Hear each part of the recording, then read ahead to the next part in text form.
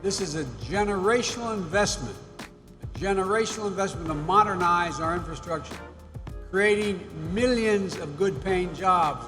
President Joe Biden has vowed to significantly reduce emissions by 2030 while creating new, well-paid green energy jobs.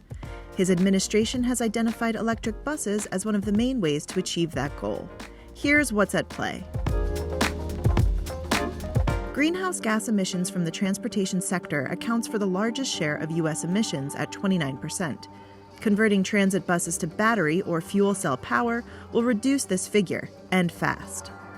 Only around 2% of the U.S.'s 70,000 largely diesel transit buses are zero emission, according to the Center for Transportation and Environment. That's below Europe's 6% of total new bus registrations in 2020, according to the European Automobile Manufacturers Association. And it puts the U.S. far behind China, which has converted nearly 60% of its bus fleet, according to Chinese government data for 2020.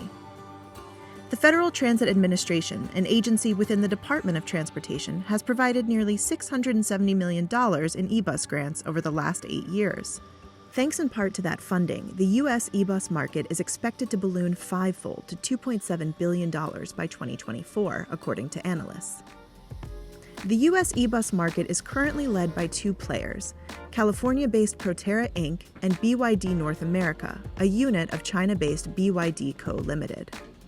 Each has sold around 1,000 battery-powered buses in the U.S. over the past 10 years.